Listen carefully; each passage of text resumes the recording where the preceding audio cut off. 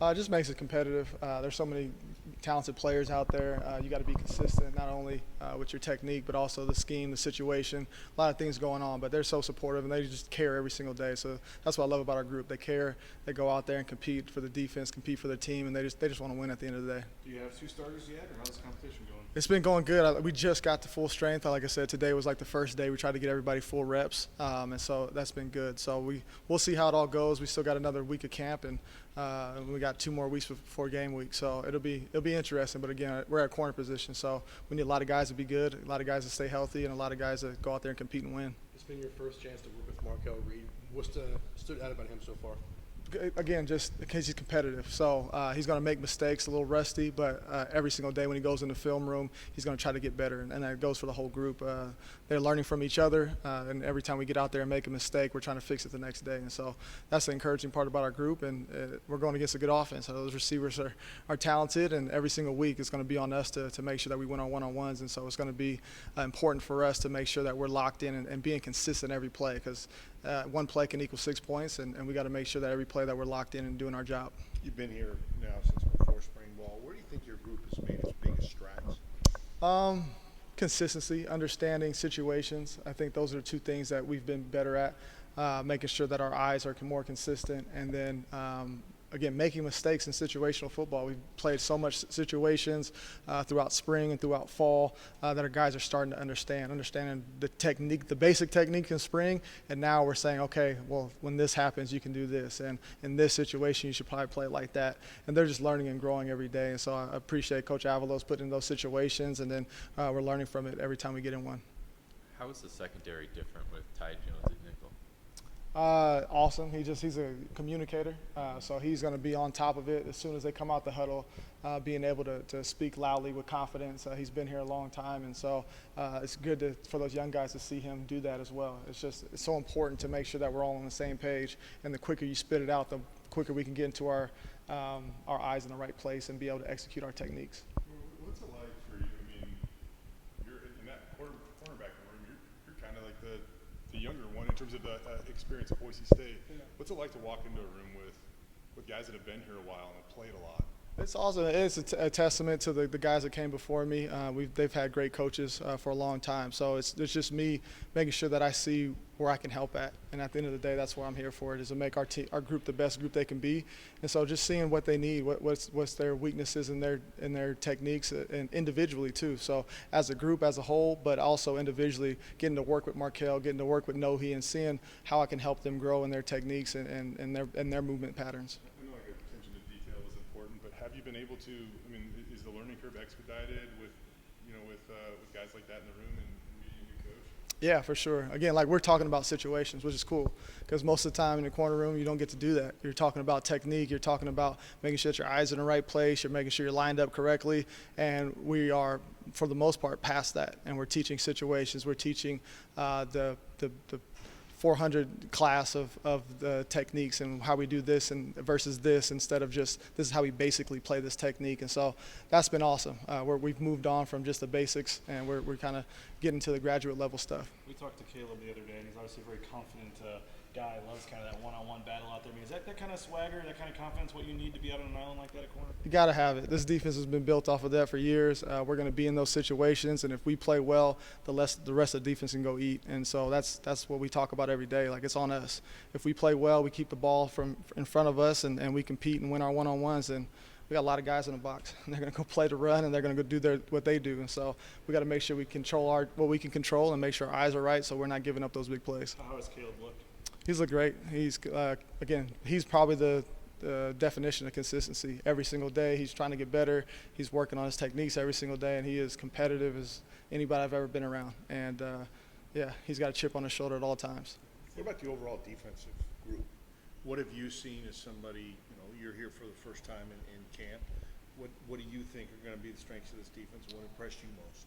They're hungry. Their standard is very, very high, and if it's not met every single day, then we hold ourselves accountable. And that's with sacks, that's with takeaways, that's with assignments, that's with communication. The standard is a standard, and our standard is higher than most people, and we're going to hold each other accountable to that. And it's fun to see that amount of guys care enough about it to hold each other accountable. You see on Tyree, does he kind of works his way ran into some injuries and whatnot. Yeah, he's one of the smartest kids out there. He's helping, like, and just a great human being. Like, he's helping all the younger guys. Like, we got a couple of guys that are young that we might not talk about in here all the time that he helps out with. Kel's coming back and resting, so he's kind of my second coach in the room, making sure that we're on point when I'm not around. We got 8 guys, and so I can't see everything every play, and so he's doing a great job with that, going out there and competing, and he just does whatever I need him to do. Fill corner, boundary corner, blues, oranges. He just wants to help the team win. He's been around here enough, and I think he wants another ring. With you, what have you been? What is different about you than maybe the previous coaches, or what have you been trying to stress? Throughout fall camp. Yeah, I don't know what the previous coaches talked about, but me, I've always been about mentality. I feel like I'm only going to be in their lives for a short period of time. They're going to be here for 4 or 5 years, and they got to move on. And so if I can affect their lives by teaching them the tools to be successful, and that, to me, that's mentality, that's consistency, that's working hard, doing the things the right way for the right reasons, and that all carries over. That carries over to football, that carries over to school, that carries over to the rest of their life. And so that's what I preach the most, is making sure that our minds are right and we're doing the right things for the right reasons.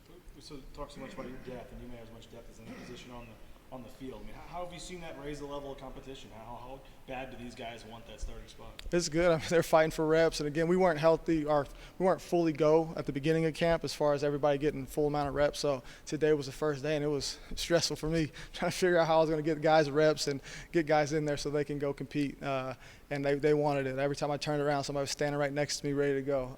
And so. They feel it now. They know we're close. They know guys are playing well, and they know they're going to have to play well each and every day if they want to play on Saturdays. What is the preparation for you of trying to divvy up practice reps, and how do you go about that, like the night before and the morning before? Yeah, we're pretty detailed in our scripts, and we know how many plays we're going to get, and so it's just going through of figuring out when you're going to substitute.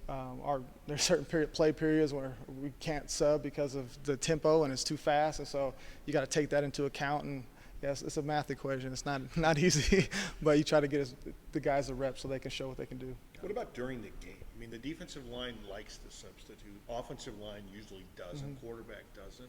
Receivers and running backs, yes. On all things being equal or whatever, Yeah. can you sub at quarterback? Yeah. It will be based on just performance. Like, who do we believe in to be able to go in there and how much our guys can play. Depending on special teams, like if our number one guy is playing a ton of special teams, we got to get them a break so they're fresh in the fourth quarter. So it's going to come down to a lot of factors. But at the end of the day, they just got to do the best job that they can do so they can prove, like, hey, I can go in there and win my one-on-one. And once we do that and we got enough guys to do that, then I'm sure our defensive staff will put our heads together and make sure our guys are fresh for the fourth quarter. But how hard is that? I mean, like, cornerbacks are just kind of a different breed, and usually they do play almost every snap on defense. So what is it like to say, hey, just rest for a series, or how's that communicated? If we do the things that we're supposed to do, they're going to need a break. If we're running to the football like we're supposed to run to the football, if we're playing special teams because we're the most physical, fastest guys on the team, like we're supposed to be, they're going to be tired. They're going to need a blow, especially early, to make sure that they're fresh later in the games. And so it comes down to make sure that the standard's held for effort. And if it's not, then you shouldn't be able to play every single snap and play special teams and be able to play at a high level the whole game. So again, we got to hold that standard in practice, make sure they're giving all out effort, and then in the game they should be like, hey, coach, give me one real quick. There's obviously the four that we talked about that played a lot last year, but beyond that, has anybody else caught your eye or stepped up so far? Trying to think of the four. With Noe and No, Biggs, Kellen.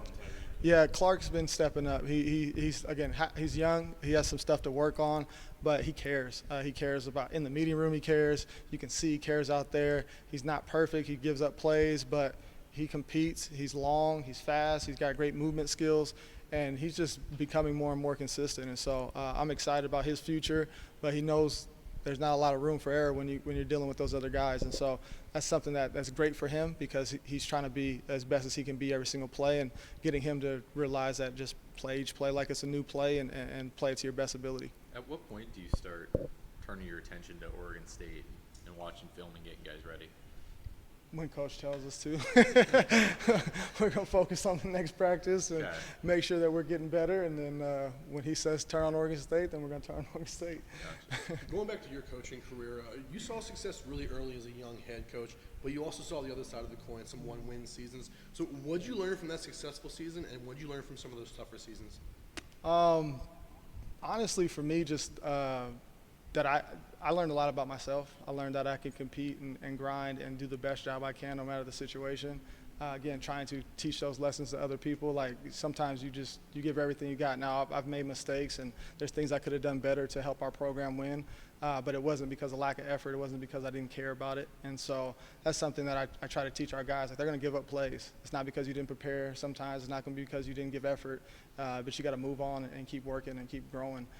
So yeah, there's a lot of factors that I've learned being here as a head coach that if that ever opportunity comes. But right now, like I'm excited to be here. This is what I want to do, and I just want to make sure my corner room hopefully learns from the lessons that I've learned from and be better players now, students now, and then men later on in life. As the head coach, do those tougher seasons kind of take more of a toll on you?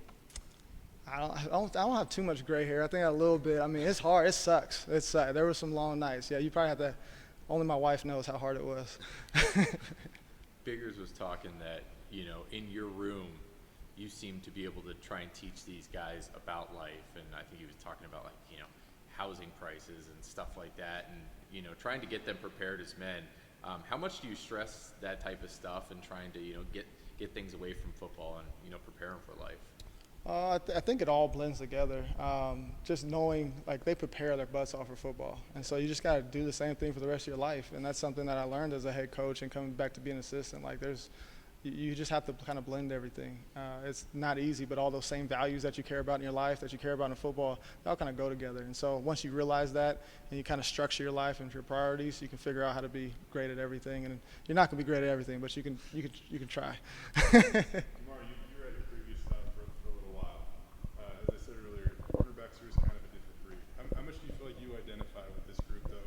And what did you do anything to get to know them that might be fun away from the field or anything like that? They came over and got a chance. I had a child this summer, so that was hard to kind of spend as much time with the guys as I wanted to. But they got a chance to come over right before the baby came, and just talking to them one-on-one, making sure that they knew I was there for them.